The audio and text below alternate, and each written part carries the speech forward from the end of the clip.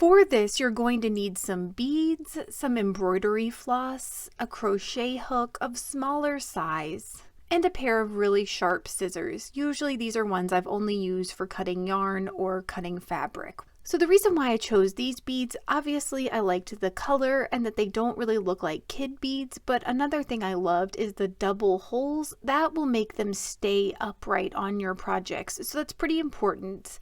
And the back of the beads are all blank. So I got these beads at Michael's and I will link to them in the description for you. So we're going to begin by threading the top part of our beads with our embroidery floss.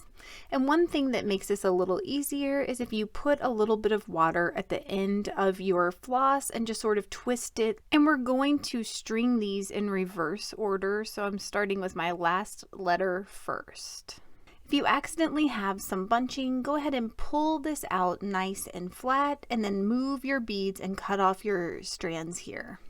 Once you've threaded the top holes of your beads, then we're just going to slide our beads a little bit more. We need enough room to go back through our beads and tie this off. So you really want to leave some extra slack here.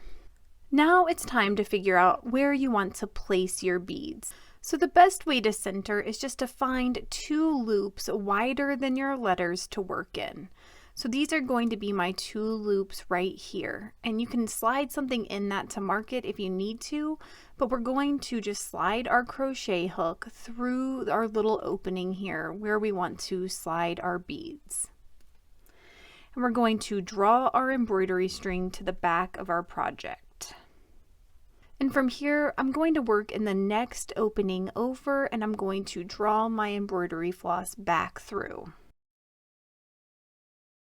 From here, we're going to run our strand through the bottom hole of our beads. And once you're done drawing your tail through your beads, then we're going to go ahead and cut our floss.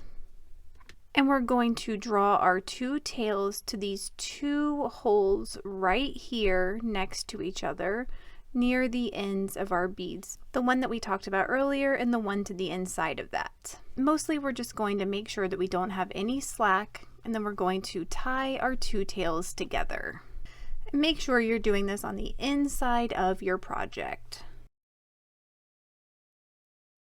And once you've tied these together several times, then you can cut your tails short if you want.